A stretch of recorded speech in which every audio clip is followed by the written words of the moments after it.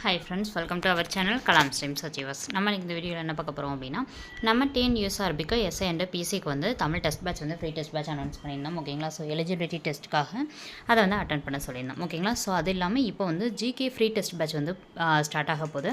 அதுக்கான லிங்க் வந்து நம்மளோட டிஸ்கிரிப்ஷனில் இருக்கும். அதை கிளிக் பண்ணி ஃபுல் டீட்டெயில்ஸ் பார்த்துட்டு ஜாயின் பண்ணிக்கோங்க. ஓகேங்களா?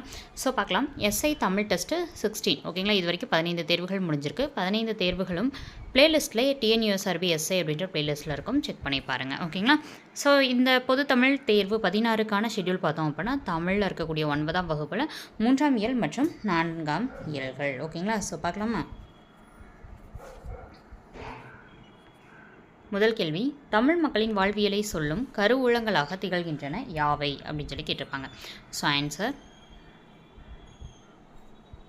சிலப்பதிகாரம் மற்றும் மணிமேகலை. சிலப்பதிகாரத்தை எழுதியவர் இளங்கோவடிகள். மணிமேகலையை எழுதியவர் யார் அப்படின்னு சொல்லிட்டு நீங்கள் கீழே கமெண்ட் பாக்ஸில் கமெண்ட் பண்ணுங்கள். ஓகேங்களா? ஐம்பெருங்காப்பியங்களுள் ஒன்றான மணிமேகலை மணிமேகலை துறவு என்று அழைக்கப்படுகிறது. இந்த கூற்று சரியா தவறா? ஆன்சர் கூற்று சரிதான். ஓகேங்களா? ஏன்னா இது வந்து மணிமேகலை அவர்கள் வந்து துறவு பூணுவதாக இது என்ன பண்ணியிருப்பாங்க அப்படின்னா, ஒரு பௌத்த துறவியாக இந்த இடத்துல வந்து அவங்கள உருவகப்படுத்தி காமிச்சிருப்பாங்க. தமிழர்களின் பண்பாட்டு திருவிழாவாக விளங்கும் ஏறு தழுவுதல் எத்தனை ஆண்டு தொன்மை உடையது? ஆன்சர் 2000 ஆண்டு தொன்மை உடையது ஏறு தழுவுதல். இந்த ஆண்டு ஆதிச்சநல்லூரில் நடத்தப்பட்ட அகழாய்வில் ஏராளமான முதுமக்கள் தாழிகள் கண்டுபிடிக்கப்பட்டன. ஆன்சர் 1914. 1918 தான் முதல் உலக போர் முடிஞ்சிருக்கும். 20 ஒத்துழையாமை இயக்கம் நடந்திருக்கும். ஓகேங்களா? ஸோ 1910 உங்களுக்கு எதுவும் இன்சிடென்ட் தெரிஞ்சால் தாராளமாக நீங்கள் கமெண்ட் பாக்ஸில் கமெண்ட் பண்ணலாம். ஓகேங்களா? 2 கூற்றுகளில் எந்த கூற்று சரின்னு கேட்டிருக்காங்க. வன் தொடர் குற்றியலுகரங்களுள் நிலைமொழியாக வந்தால் வல்லினம் மிகும். ஐ எனும் 2ஆம் வேற்றுமை உருவு வெளிப்படும் தொடர்களில் வல்லினம் மிகாது.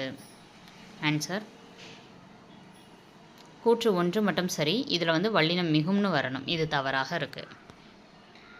இது எப்படி அப்படின்னா, இப்போ ஐ என்னும் 2ஆம் வேற்றுமை உருவு வெளிப்படும் தொடர் அப்படின்னா அதை வச்சு ஒன்று நீங்கள் வந்து சொல்லி பாருங்கள். ஈஸியாக இருக்கும். ஓகேங்களா? அவன்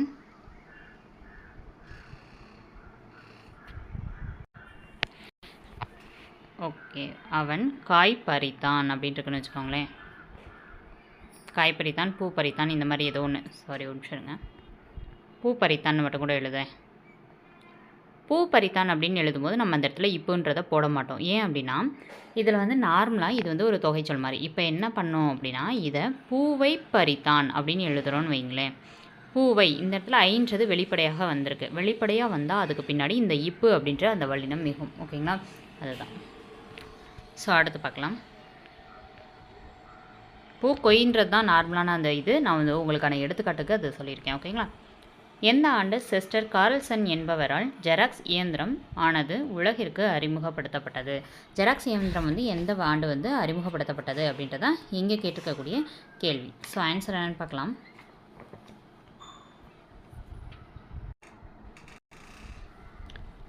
ஆன்சர் 1959. 69 தான் நம்மளுடைய பெயரானது மாற்றம் செய்யப்பட்டிருக்கும். ஓகேங்களா? தமிழ்நாடு அப்படின்ற அந்த பெயரானது மாற்றம் செய்யப்பட்டிருக்கும். 1949ஆம் ஆண்டு ஆர்பிஐ வந்து நேஷ்னலைஸ் பண்ணியிருப்பாங்க. ஓகேங்களா? ரிசர்வ் பேங்க் ஆஃப் இந்தியான்றதை நேஷ்னலைஸ் பண்ணியிருப்பாங்க. தேசியமயமாக்கப்பட்டது. எந்த ஆண்டில் இணையம் பொதுமக்கள் பயன்பாட்டுக்கு வந்தது அப்படின்றது அடுத்த கேள்வி. ஸோ ஆன்சர் 1991ஆம் ஆண்டு தான் பொதுமக்கள் பயன்பாட்டுக்கு வந்து இணையம் வந்து வந்தது. ஓகேங்களா? ஸோ இதுதான் சரியான பதில்.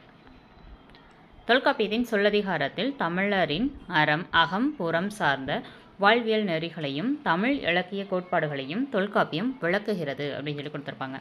இந்த கூற்று சரியா தவறான்னு கேட்டிருக்காங்க. ஆன்சர் கூற்று தவறு. காரணம் சொல்லதிகாரம் கிடையாது, பொருளதிகாரம். மயில்சாமி அண்ணாதுரை அவர்கள் சர் சி.வி. ராமன் நினைவு அறிவியல் விருது பெற்றவர். இந்த கூற்று சரியா தவறா? ஆன்சர் கூற்று சரி. நீலகிரி மாவட்டம் கோத்தகிரி அருகே எங்கு எருதுகளை பலர் விரட்டும் ஓவியம் காணப்படுகிறது? ஆன்சர் கரிகையூர். அடுத்த கேள்வி, எழுந்தது துகள், ஏற்றனர் மரபு, கவிழ்ந்தன மரபு, கலங்கினர் பலர் என ஏறு தழுவுதல் பற்றி சங்க இலக்கியமான எந்த நூலில் குறிப்பிடப்பட்டுள்ளது? ஆன்சர் கலித்தொகையில் குறிப்பிடப்பட்டுள்ளது. மதுரை காஞ்சி என்பது மருத இளநாகனார் அவர்களால் எழுதப்பட்டிருக்கும். ஓகேங்களா. ஸோ புறநானூறு அப்படின்றது சங்கப்புலவர்கள் நிறைய பேர் இதில் புறநானூரை எழுதியிருப்பாங்க.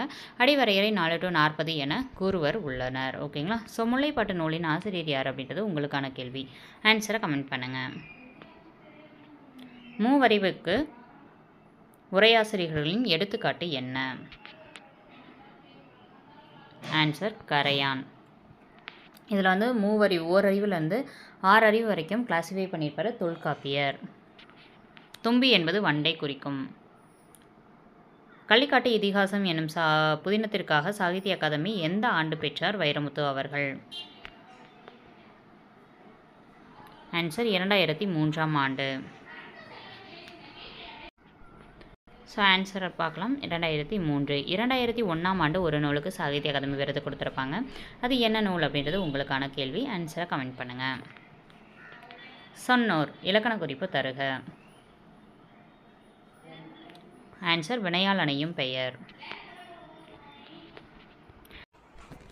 அடுத்த கேள்வி, அமெரிக்காவில் இணையவழி மளிகை கடை தொடங்கப்பட்ட ஆண்டு என்ன? ஆன்சர் 1989ஆம் ஆண்டு தொடங்கப்பட்டிருக்கும். 1969ஆம் ஆண்டு அறிஞர் அண்ணா இறந்த ஆண்டு. இனமும் மொழியும் இலக்கண குறிப்பு தருக. ஆன்சர் எண்ணும்மை. அப்படின்னு சொல்லிட்டு வெளிப்படையாக வந்திருக்கு. அதை ஒரு 2 அப்படின்னு என்றதுனால எண்ணும்மை. ஓகேங்களா. ஸோ 1999 போனதில் இருந்திருக்கு. 1999 தான் கடல் ஆமை பாதுகாப்பு திட்டம் கொண்டு வந்திருந்தாங்க. காளையை கொன்று அடக்குபவனை சிறந்த வீரனாக கருதப்படும் நாடு எது? Answer Spain. தேசிய விளையாட்டாக காளையை அடக்குவதை கொண்டிருக்கக்கூடிய நாடு தான் ஸ்பெயின். ஓகேங்களா. ஸோ அடுத்து பார்க்கலாம். தமிழர் சால்பு என்பதன் நூலின் ஆசிரியர் யார்? ஆன்சர் சு. வித்யானந்தன்.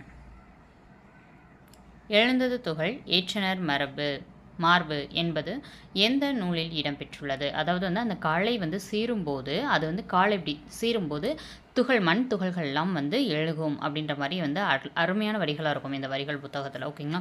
ஸோ ஆன்சர் பார்க்கலாம். ஆன்சர் கலித்தொகை. ஓகேங்களா. ஸோ கலித்தொகை அப்படின்றத பொறுத்த வரைக்கும் பார்த்தோம் அப்படின்னா ரொம்ப ஒரு முக்கியமான ஒரு நூல் அப்படின்னு சொல்லலாம். ஓகேங்களா. ஏன்னா நிறைய இது கலைகளை பற்றி அந்த நூலில் மென்ஷன் பண்ணியிருப்பாங்க. அகநானூறு அப்படின்றத பொறுத்த வரைக்கும் 13லேருந்து 31 அடிவரையறை. சிலப்பதிகாரம் பொறுத்த வரைக்கும் இளங்கோவடிகள் எழுதியிருப்பார். இளங்கோவடிகளுடைய காலம் 2ஆம் நூற்றாண்டு அப்படின்னு சொல்லலாம்.